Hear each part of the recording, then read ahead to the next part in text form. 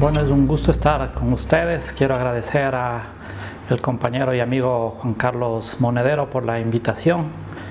Realmente fundamental en estos tiempos tener cursos de formación política, la militancia de la izquierda de Iberoamérica en general.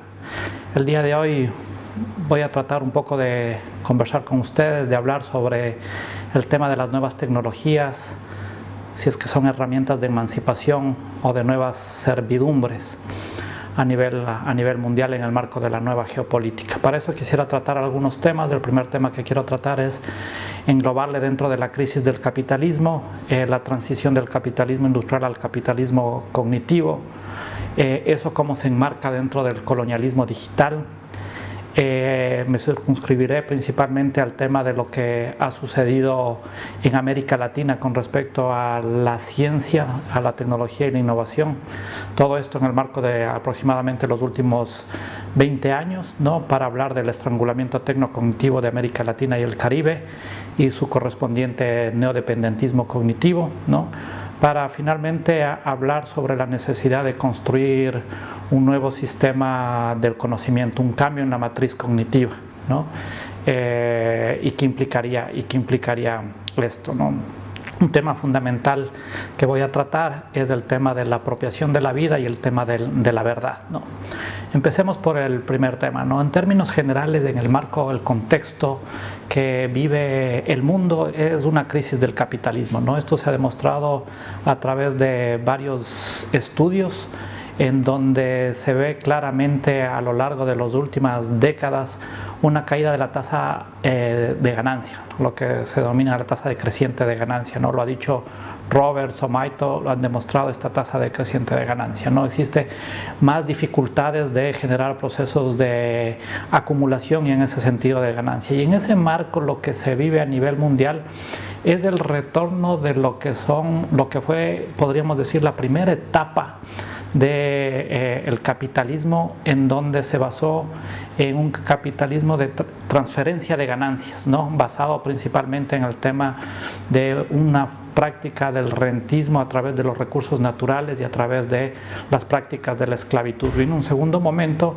vinculado sobre todo al tema del capitalismo más industrial, que es el capitalismo más genuino, ¿no? El capitalismo que basa sus ganancias realmente en el trabajo, ¿no? Y podríamos decir que estamos en un tercer momento que tiene que ver con el retorno de esas ganancias por transferencia a través de un nuevo rentismo. Y este rentismo está ligado completamente al tema de los saberes, el conocimiento, la innovación, el diseño, lo inmaterial, ¿no? A transferencias de esta inmaterialidad, ¿no?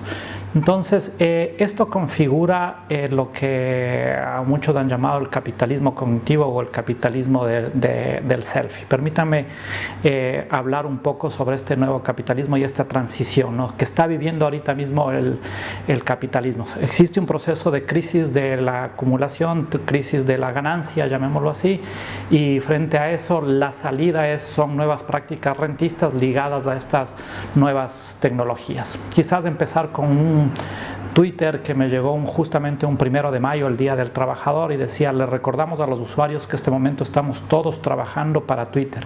Feliz Día del Trabajador globalizado, ¿no? Esto que parece broma, ¿no? Claramente nos sintetiza algo que está pasando en el mundo, ¿no? En donde ya no únicamente la ganancia o el plusvalor se realiza en el trabajo, se genera en el trabajo, sino está a lo largo de todo el proceso de la vida. En este caso, Twitter es una de las plataformas tecnológicas que permite este tipo de acumulación de la ganancia, pero existen muchas tecnologías que lo que buscan justamente es el colonizar el dato, ¿no? Y quizás permítanme un tema en ese sentido. Además de este capitalismo digital, que es el que digo que se está viviendo esta transición, se da este colonialismo digital, ¿no? El colonialismo digital tiene muchas prácticas del primer colonialismo. Acordémonos que para producir esa renta se necesitaban grandes extensiones de tierra y por eso se colonizaban países, continentes, ¿no? Ahora se crea una espacialidad, y esa espacialidad es del ámbito digital, que se la crea desde una perspectiva discursiva exclusiva, barata, ¿no?, o inclusive gratuita, entre comillas, ¿no?, para generar ese proceso de transferencia. Ya vamos a hablar sobre este tema. Entonces es importante señalar que se da un capitalismo cognitivo ligado a un colonialismo digital, ¿no? Entonces, como les venía diciendo, el valor de este capitalismo ya no está en los temas materiales. Quizás aquí recordando a Bercellone, que nos señala que mientras de 1975 el valor de las 500 empresas más importantes a nivel mundial estaba ligado a los activos materiales, alrededor del 83%, ahora alrededor del 2015-2016, el valor de las 500 empresas más importantes, más grandes, cotizadas en el mercado de valores, lo más importante, el 85%, está en los activos inmateriales. Una vez más, en el conocimiento, en la innovación, en la tecnología, en el diseño, ¿no? Claramente se da un paso de lo material hacia lo inmaterial. Asimismo podemos poner el ejemplo de aquello que fue el símbolo del capitalismo industrial, como fue Ford o General Motors, que sin lugar a duda tenían el valor más alto en las bolsas de valores durante casi 100 años, ¿no? En los últimos 5 o 7 años, Uber ya le pasó en términos del valor en la cotización de la bolsa de valores, ¿no? Este mismo momento tenemos que las compañías que mayor capitalización tienen en el mercado a nivel mundial son Apple, Alphabet, Microsoft, Amazon y Facebook, ¿no? Claramente todas provienen de las tecnologías de la información, ¿no? El punto también relevante es que estas tecnologías no solo se dan en el ámbito del capitalismo, sino invaden la vida cotidiana de cada uno de nosotros, ¿no? Si es que uno ve, por ejemplo, el tema de cómo se conocen las parejas heterosexuales en Estados Unidos, ¿no? Se ve el cambio que antes se realizaba mucho más a través del contacto físico, ¿no? Ahora se trasciende ese contacto físico y se puede ver que en los últimos 10 años existe en todas las formas de conocimiento físico existe una desaceleración del conocimiento de su pareja, ¿no? Y adquiere relevancia el conocimiento a través del internet. Quizás la única que todavía tiene algo de importancia en términos de crecimiento del conocer a tu pareja es el tema del conocerse en un bar o en un restaurante, pero todas las demás que tienen que ver a través de amigos, a través del trabajo, a través de la universidad, a través de la familia, etcétera, se ve que están en franco caída, ¿no? Entonces esto también invade la vida cotidiana. Pero el otro tema que es importante señalar tiene que ver con respecto al tema de la biopolítica y la seguridad. También se le llama el capitalismo panóptico o el capitalismo de la vigilancia, ¿no? Porque estas tecnologías son usadas justamente para vigilar y a través de la vigilancia también conseguir tanto mecanismos que están ligados a los propios procesos de la democracia, ¿no? Procesos electorales, ¿no? Procesos de regulación de los cuerpos, pero también al propio proceso de acumulación, ¿no? Recordemos esa famosa frase que señalaba justamente Julian Assange: el cráneo conectado a los auriculares conectados al iPhone, el iPhone conectado al internet, conectado al Google y conectado a los gobiernos, ¿no? Entonces las plataformas pasan a ser justamente no únicamente el mecanismo de la transferencia rentista de las ganancias, sino también a su vez pasan a ser un mecanismo de una nueva biopolítica a nivel internacional. Aquí hay que destrozar el mito completamente de lo que señalaban los optimistas en términos tecnológicos, que decían que con la cuarta revolución industrial o la revolución de la era del conocimiento de la información se iba a producir un proceso de desmaterialización, es decir, íbamos a ser más amigables con la ecología, ¿no? Las investigaciones claramente demuestran que la variación el crecimiento de los nuevos materiales ligados a los recursos naturales, ¿no? La explotación crece a mayor velocidad, que los propios crecimientos de la economía, ¿no? Por ejemplo, el litio crece a un 86% y la economía creció a un 52% a nivel mundial, ¿no? O el tántalo creció a un 76% o el niobio creció a un 76%. Es decir, crecen a mucha mayor velocidad de lo que crece la economía. No se está dando este proceso de desmaterialización para llevar a una sociedad mucho más ecológica, porque las tecnologías requieren de estos recursos minerales. El otro tema importante que tiene que ver es la relación conocimiento-medio ambiente, ¿no? Y aquí también se da otro tipo de economía política, ¿no? En el marco justamente de esta perspectiva de que se dé ese proceso de transferencia, ¿no? Se crea el dato como equivalente a los recursos naturales, póngase petróleo, se crea un discurso como se creó del petróleo, que los recursos naturales, dado que están ahí, no tienen valor y tienen que tener un valor bajo, ¿no? En este caso prácticamente gratuito, como es el dato, como lo señala Google, que supuestamente no hay valor, ¿no? En lo que Google nos da, no hay ningún precio, ¿no? Como se suele decir irónicamente, cuando no existe precio en un producto, el producto eres tú, ¿no? Y eso es justamente lo que está pasando en esta economía, ¿no? En la economía del capitalismo digital. Y los procesos de regulación que se generan sí, completamente sofisticados con respecto al tema de la propiedad intelectual, ¿no? Porque esa propiedad intelectual, generalmente esas tecnologías y esos conocimientos se generan en los centros, en el norte, ¿no? Pero todo lo que tenga que ver con esa información que es el recurso ahora de este nuevo capitalismo digital, tiene que ser prácticamente gratuito. Y lo mismo sucede con los recursos naturales o con la biodiversidad y la información de esa biodiversidad, ¿no? No es fortuito que en la OMPI, en las reuniones intergubernamentales de recursos genéticos, los países en contra de una regulación internacional que prevenga la apropiación indebida y se ejerza la obligatoriedad de develar el origen de esos recursos genéticos, los que se oponen son, por ejemplo, Estados Unidos, Japón, Unión Europea. El otro punto adicional tiene que ver con la relación biodiversidad-conocimiento. Claramente aquí existe también otra disputa a nivel de la nueva geopolítica, ¿no? El conocimiento los tienen los países del norte o los países centrales, ¿no? La biodiversidad está en el sur, ¿no? El conocimiento cada vez más se sofistica en términos de la regulación a través de la propiedad intelectual. Solo veamos, por ejemplo, la propiedad intelectual o el Tratado de Libre Comercio firmado por México, Canadá y Estados Unidos, ¿no? En tanto que se trata de desregular o que no exista normativa con respecto a esa apropiación de la información que vienen de los recursos genéticos o de la biodiversidad, lo que se denomina biopiratería, ¿no? No es fortuito, como señalaba, que en las reuniones de la OMPI, ¿no?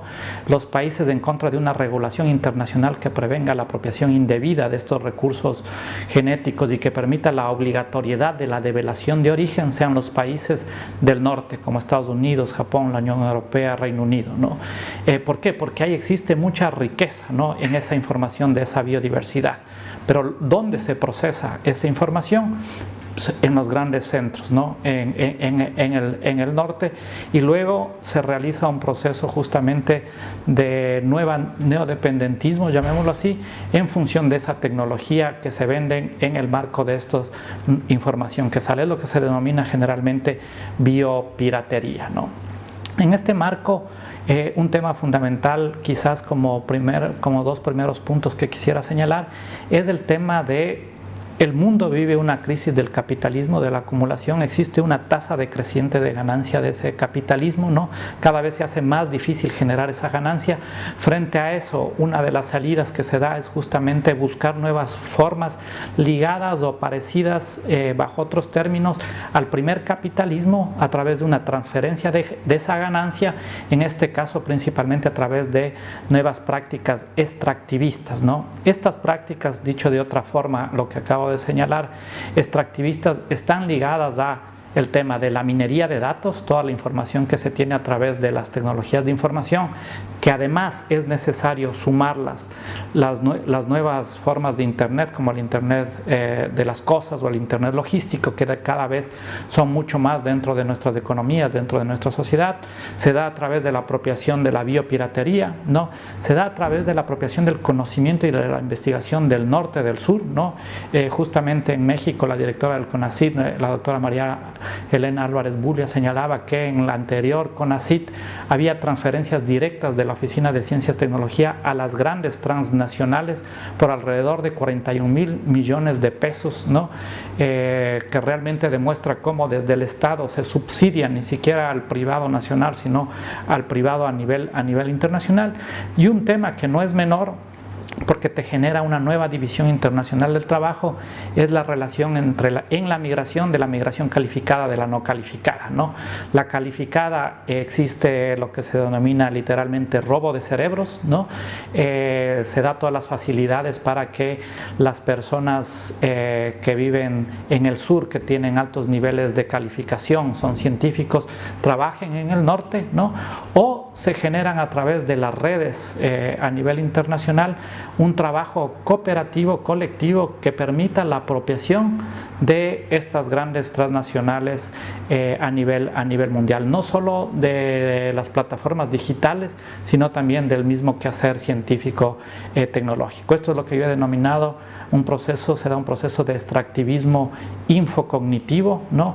Dentro de esta nueva economía. Entonces, el valor social es un valor social inmaterial, ya no solo es el plusvalor en el trabajo, existe una nueva acumulación originaria, podríamos decir, a través del dato y la información. La coordinación y el intercambio ya no solo se hace en el mercado, sino se hace también a través de estas nuevas plataformas digitales, ¿no? Frente a la competencia adquiere relevancia las redes de cooperación, ¿no? Que paradójicamente son cooperaciones muchas veces que es extractivismo puro, porque existe una conexión que es apropiada prácticamente totalmente por grandes transnacionales, ¿no? Sin ningún pago que le remunere. Por eso el tema del concepto de gratuidad también es necesario redefinirle. Se genera un capitalismo panóptico como parte de la estrategia de acumulación, y dentro de este capitalismo del selfie, el modo de producción de bienes de las masas pasa a ser, no es para las masas, no es un mercado de prosumidores, como se suele señalar Rifkin, ¿no? Entonces, claramente estamos viviendo esta transición, ¿no? Del capitalismo industrial al capitalismo cognitivo en el marco de una crisis de acumulación que se da en estos mismos momentos. Bueno, en ese marco lo que tenemos que ver es qué ha hecho la región, sobre todo el sur, América Latina, y qué ha pasado a nivel mundial. Bueno, un primer punto que es necesario señalar es que a nivel mundial, si es que uno estudia los últimos 20 años del comercio, se da cuenta que existen dos grandes perdedores en el mundo, ¿no? El primero es Europa, luego Estados Unidos, en el comercio de alta tecnología y mediana tecnología, llamémoslo así, ¿no? Y América Latina está constante, en tanto que los que realmente ven mejorar su participación en el comercio mundial de productos de tecnología con mayor valor es Asia, ¿no? Esta es la nueva geopolítica, es decir, vivimos una decadencia de Europa y Estados Unidos, ¿no? Con respecto a las tecnologías, en tanto que América Latina permanece completamente inmóvil sus exportaciones. Pero esto que sucede en América Latina con respecto a las exportaciones es un fenómeno que sucede en general en América Latina con respecto a su estructura productiva. Yo lo suelo llamar el electrocardiograma de la muerte de la estructura productiva de América Latina. ¿Por qué? Porque es completamente horizontal su estructura: primario exportadora, secundario importadora de tecnología y terciario importadora de conocimiento, ¿no? Donde en el marco de esta transición del capitalismo industrial al capitalismo cognitivo adquiere más importancia o más relevancia ya no únicamente el ser primario exportador, sino sobre todo seguir teniendo una estructura productiva completamente sin aportar valor a través de su tecnología y a través de la generación de conocimiento, ¿no? Entonces existe un problema completamente estructural dentro de América Latina de mantener inmóvil su matriz productiva, en tanto que sus importaciones tecnológicas van en constante aumento. Esto lo que genera es un neodependentismo cognitivo, un neodependentismo de la mente factura, ¿no? Lo que se está ocasionando ahora, siguiendo la línea de la cepalina, es un estrangulamiento no del comercio, del sector externo, no exclusivamente, sino uno mucho más importante, más sutil y que genera mayor dependencia, que es el estructuralismo, que es el estrangulamiento cognitivo, ¿no? Infocognitivo de América Latina, porque inclusive, por ejemplo, si es que existe un boom de commodities, a América Latina le va a ir bien, pero sin embargo, en términos de el conocimiento y la tecnología, se irán acentuando dadas las velocidades de cambio que están habiendo en América Latina. Esto es importante señalar porque inclusive América Latina tuvo un repunte, una apuesta hacia la ciencia y la tecnología en los gobiernos progresistas, ¿no? Pero no obstante, la velocidad de cambio todavía fue insuficiente, ¿no? Mejoró, por ejemplo, la inversión en ciencia y tecnología, ¿no? Se duplicó, pero sin embargo es 5 veces menos de lo que es de los países industrializados, ¿no? Mejoró el número de investigadores, sin embargo es 8 veces menos que los países que generan conocimiento, ¿no? En términos de tecnologías, de patentes, ¿no? Se mantuvo completamente constante, en tanto que países en vías de desarrollo han visto crecer sistemáticamente la producción de innovación tecnológica, ¿no? Y hablaré sobre los conceptos de lo que implica la innovación tecnológica. Pero aquí el tema fundamental es que, por ejemplo, hace más o menos 20 años, América Latina tenía la misma participación dentro de las innovaciones que China, ¿no? O en términos científicos que China. Ahora China representa alrededor del 15% de la producción científica mundial y América Latina prácticamente se mantiene, ha crecido un 1% en cada década, está alrededor del 4%, en tanto que China ya le triplica prácticamente su participación. Es decir, hemos crecido a velocidades muy dispares de lo que han crecido en este caso los países en vías de desarrollo, ¿no? Principalmente los países asiáticos, pero no únicamente, sino también otros países como por ejemplo Portugal, Malasia, ¿no? Que hemos podido ver que han tenido crecimientos importantes, de la misma Polonia, ¿no? Sin descontar China, que como señalaba tiene crecimientos importantísimos con respecto al desarrollo tecnológico, ¿no? La inversión en ciencia y tecnología todavía sigue siendo baja, ¿no? El único país que supera el 1% es Brasil, ¿no? Y se concentra en la región en 3 países, justamente en Brasil, México y Argentina. Claramente se ve que en los momentos que gobernó la derecha, ¿no? En estos últimos años, ¿no? Por ejemplo, en Argentina Macri, en Brasil Bolsonaro o Peña Nieto en México, no solo se da un estancamiento de la producción científica, sino se ve ya inclusive un decrecimiento de su producción científica, ¿no? La política de la derecha en este caso es no tener política científica, sino que nosotros nos mantengamos dentro de una estructura productiva a nivel mundial, en donde simplemente sigamos teniendo una inserción dependiente dentro de este sistema en el marco de la jerarquía de la División Internacional del Trabajo, ¿no? Entonces, como segundo punto que me parece importante señalar es que existen en América Latina hubo una mejora, pero esta mejora en términos de las velocidades de cambio que están habiendo a nivel mundial ha sido insuficiente en el marco de una estructura productiva inmóvil, ¿no? Lo que genera un problema estructural dentro de América Latina, porque estamos viviendo justamente un nuevo capitalismo en donde se pone el énfasis del valor justamente en lo inmaterial, ¿no? Y nosotros estamos con un nivel de producción del siglo XX y estamos en el siglo XXI, ¿no? A esto hay que sumar un tema que me parece no menor, que es el tema de los famosos desacoplamientos, ¿no? Desacoplamientos entre la matriz cognitiva y la matriz productiva, que tiene que ver con cuando se ha hecho política a favor de la ciencia, la tecnología e innovación, no se ha hecho en una misma dirección. La política productiva fue no en la misma dirección que la política científica, o sea, de lo que se investiga. La política científica no fue en la misma dirección de la política de innovación. La política de formación de talento humano no fue en la misma dirección que la política productiva, ¿no? Y la política de innovación de propiedad intelectual no fue necesariamente en la misma dirección que la política productiva.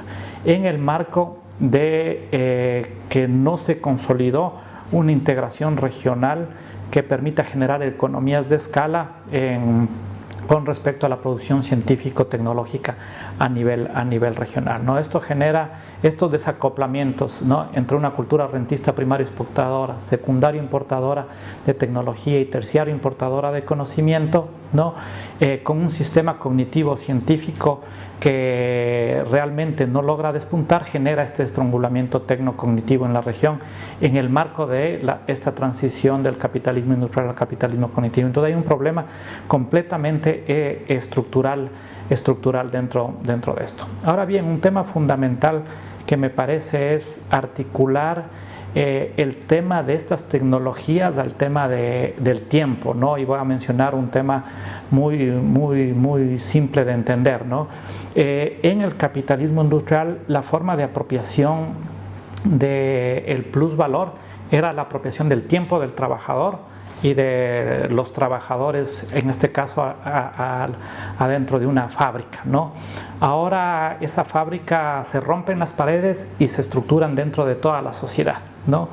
Y lo que busca justamente, y aquí está el gran punto importante y relevante de este capitalismo, es que a través de la globalización se rompen las fronteras, ¿no? Y tenemos una sola frontera, que es el mundo en sí mismo, que además es en una nueva espacialidad, que es la espacialidad digital.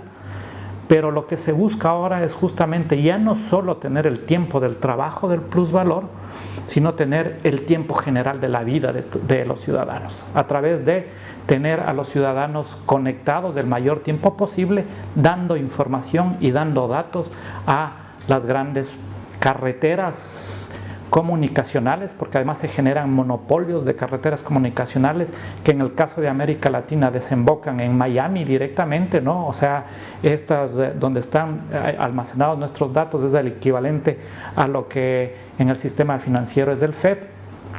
Y existen grandes transnacionales que son las únicas que pueden procesar a través del Big Data, ¿no?, a través de procesos de Big Data, esta información. Solo para darlos, acabo de terminar una investigación en el caso de México, ¿no? Los ciudadanos mexicanos en promedio están conectados 20 horas a la semana, ¿no? Solo para dar un dato de esa información, sin tomar en cuenta, me refiero a redes sociales, a Facebook, a Instagram, a otro tipo de redes sociales, ¿no? Y esa información es valiosa, ¿no? Es muy valiosa dentro de este nuevo capitalismo. ¿Quién puede procesar? Los que procesan en este caso son estas grandes transnacionales, ¿no?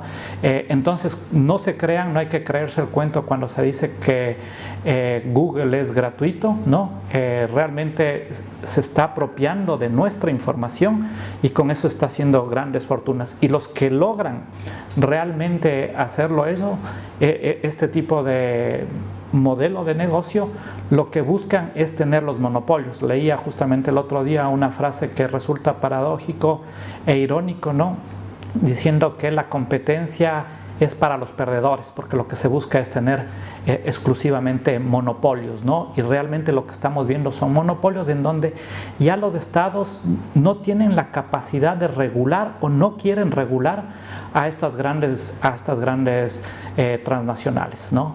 Vemos que en este caso, por ejemplo, Facebook el día de ayer, ¿no?, decía que ya le cerró la cuenta de Trump, ¿no?, porque es una persona peligrosa. Más allá de que lo es, ¿no?, es una empresa privada la que toma las decisiones de algo que tendría que tener su proceso de juzgamiento, etcétera. Entonces ya trasciende inclusive a los sistemas de justicia y está en el ámbito de lo privado. No lo pueden regular, ¿no? Generalmente están ligados a los paraísos fiscales, ¿no? Y lo que está viendo es un proceso, justamente a diferencia de lo que se suele señalar que vivimos la era de la información, ¿no? Estas plataformas lo que generan es información a la medida de cada ciudadano del mundo, ¿no? Y en ese marco pueden generar información muy particular, ¿no? O directamente desinformación, con el respectivo impacto que implica en las democracias, ¿no? Uno de los temas fundamentales que es necesario debatir públicamente, ¿no? Socialmente, para nuestras democracias es el rol que están jugando las redes sociales en la construcción de la verdad, por decirlo irónicamente, o más bien dicho, en la construcción de las mentiras sociales. Porque esto ataca, ya no solo está en crisis la democracia representativa a nivel mundial, que cada vez vemos que las instituciones ya no juegan el rol que en algún momento se creyó que debían jugar. Existen lo que yo he denominado dictaduras democráticas o dictaduras electorales, porque en el marco de las instituciones democráticas se realizan golpes, por ejemplo, del sistema de justicia a la propia democracia, donde ya se pasó de las armas al martillo, por ejemplo, ¿no? Al martillo de los sistemas de justicia, a través del lawfare, a través de los medios de comunicación. Y en ese sentido es necesario debatir qué tipo de diálogo se está dando dentro de la democracia, ¿no? Y esto afecta no únicamente ya a la democracia representativa, sino también a la democracia deliberativa, porque se debate sobre no verdades, o directamente sobre verdades a medias, o directamente sobre fake news o falsedades, ¿no? Entonces es imposible que se dé un debate serio, público, transparente, racional, cuando se está generando un sistema de desinformación sistemático a través de las redes sociales, que superan de largo ahora a los medios de comunicación, porque los medios de comunicación masiva, porque ellos utilizan ya las redes sociales, ¿no?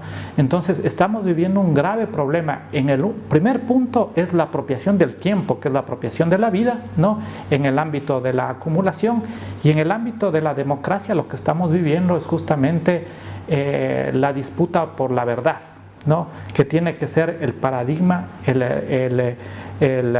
una de las causas fundamentales que tiene que sistemáticamente luchar la izquierda. Y ahora bien, es también porque se generan unas tecnologías acordes al modelo de sociedad que se está viviendo. O sea, claramente estar más conectado no es estar más comunicado, ¿no?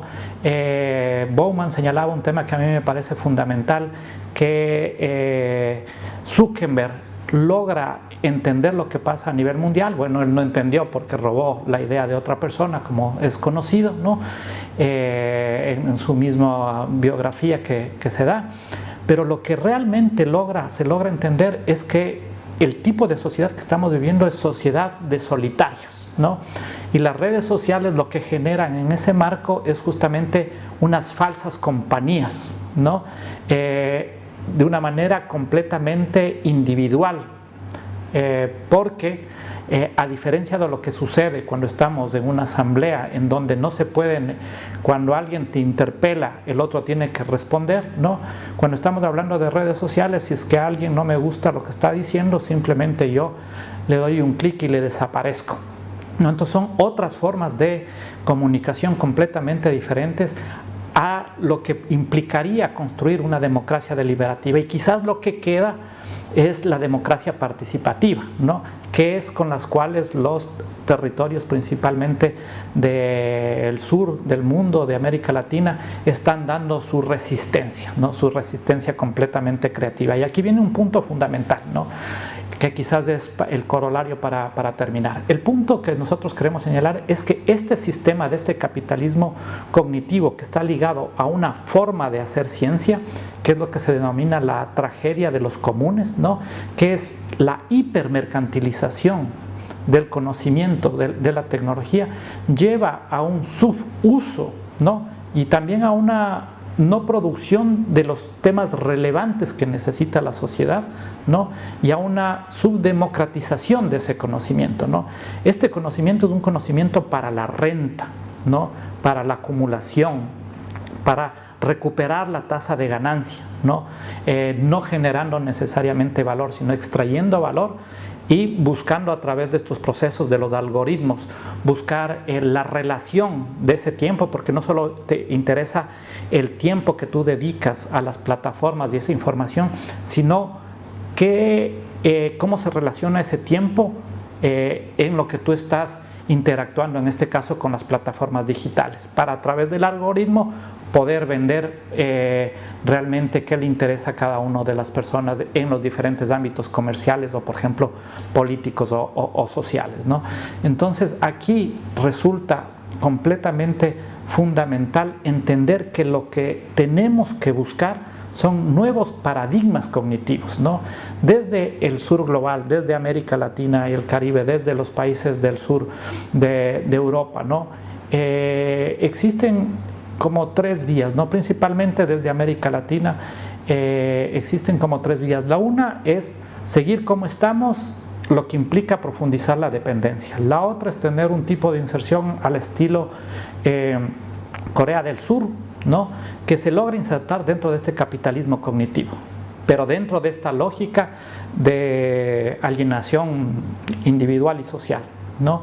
O una tercera vía que sería sí cerrando las brechas cognitivas y tecnológicas que necesitamos cerrar, porque necesitamos más investigación científica, más investigadores, necesitamos mayor inversión en conocimiento, en universidades, etcétera, ¿no?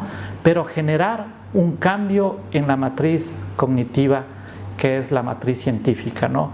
Es decir, pasar justamente a la construcción de otra ciencia para otra sociedad, ¿no? Un conocimiento y una educación no para la renta, ¿no? Sino justamente para la vida, para la humanidad, para la sostenibilidad, para la democracia, ¿no? Una ciencia y tecnología no para la guerra o la muerte, ¿no? Sino una ciencia para la paz y la vida. Claramente tenemos que recordar, ahí hay que leer muy fuertemente a Mariana Mazzucato, que señala cómo las nuevas tecnologías no tienen que ver para nada con esta perspectiva de el éxito o el mérito de la innovación de las personas que vivían en un garage, sino están ligados a realmente inversiones muy fuertes hechas desde el Estado. Es decir, las nuevas tecnologías no hubiesen sido posibles si es que no se hacía una inversión, que lamentablemente también están ligados a, por ejemplo, la industria bélica o la industria también aeroespacial, principalmente en Estados Unidos. O sea, sin esta inversión que buscaba la guerra, ¿no? Que buscaba en general el ejército, no hubiese sido posible, por ejemplo, tener un iPhone, ¿no? Eso claramente es necesario entender. Entonces necesitamos una ciencia, en este caso, para la vida, ¿no? También se necesita justamente en ese sentido una ciencia para la recuperación del medio ambiente, y se necesita también una ciencia que permita un diálogo epistémico, ¿no? En donde exista equidad e igualdad epistémica entre diferentes conocimientos, ¿no? Donde la ciencia occidental moderna, que tiene su método, su sistematicidad, pueda dialogar con otras formas de conocimiento. Y quizás acá viene lo relevante. En América Latina, ¿no? Cuando uno analiza las innovaciones tecnológicas, uno podrá encontrar que América Latina está en los últimos puestos de acuerdo a los índices de innovaciones tecnológicas, ¿no? Acá claramente tenemos que tener claridad que el que nomina, domina, ¿no? Y cómo se han definido los temas importantes, ¿no? Te terminan diciendo y describiendo qué tipo de sociedad tienes. Pero el punto también es disputar esas nominaciones. Y si es que nosotros entramos en el debate de las innovaciones sociales que se ha hecho en América Latina y construimos paradigmas de qué implican esas innovaciones sociales, claramente América Latina estaría en los primeros sitiales frente a los otros países que lo único que hacen, entre comillas, es desarrollar innovaciones tecnológicas. En América Latina se están dando las grandes disputas civilizatorias. Y a diferencia de lo que creen a veces una cierta arrogancia de cierto tipo de académicos, ¿no? Este tipo de conocimiento que se genera no se genera en la academia, ¿no? Sino se genera en los movimientos sociales, ¿no? Así, por ejemplo, si es que nosotros vemos, uno de los problemas de la crisis civilizatoria tiene que ver con el ecocidio, ¿no? En América Latina se ha desarrollado todo este concepto de la necesidad de los derechos de la naturaleza, ¿no? Se habla del grave problema de la xenofobia o el grave problema de la migración, ¿no? En América Latina se han generado las propuestas innovadoras con respecto a la construcción de una ciudadanía universal o a la necesidad de la construcción de un Estado plurinacional. Y así podría seguir con algunos ejemplos. Entonces, es necesario construir un sistema cognitivo, científico, tecnológico, que acompañen estas luchas sociales, que además están por delante, ¿no? En este momento de lo que necesita el mundo para poder transformarse, ¿no? Y por eso se necesita realmente no generar lo que el profesor Boaventura de Sousa Santos llama epistemicidios, sino justamente volver a recuperar este diálogo armónico entre los diferentes saberes que existen a nivel mundial. El del pescador con el saber ancestral de los pueblos originarios, con el saber científico. Y quizás un último punto fundamental tiene que ver con la articulación de las humanidades con la ciencia, ¿no? No solo se produce el epistemicidio, sino se produce lo que yo suelo denominar el sentiricidio, ¿no? Tenemos unos sistemas formales de educación que la única forma o la principal forma de aprender con H la realidad está a través de la razón, de logos, ¿no? Y se deja por detrás y se deja a un lado e inclusive se le menosprecia cuando ese conocimiento viene a través de los sentimientos y de los sentidos, ¿no? Es necesario recuperar las artes, es necesario recuperar la filosofía, es necesario recuperar en este caso las humanidades, también como práctica de procesos de generar una sociedad mucho más humana a nivel mundial. En ese sentido, lo que nosotros queremos señalar es que el mundo vive una crisis, el capitalismo está en crisis, ¿no? Pero la salida a esa crisis, ¿no?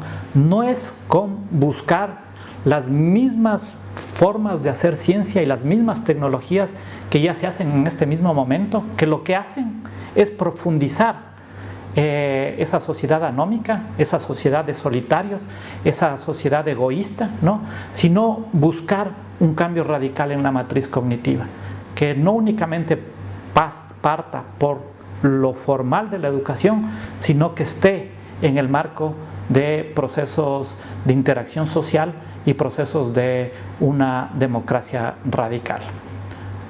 Una vez más agradezco a Juan Carlos Monedero, al Instituto de la Democracia y sin lugar a duda espero que hayan servido estas ideas para poder suscitar un debate propicio con respecto al rol de las tecnologías en el siglo XXI. Muchas gracias.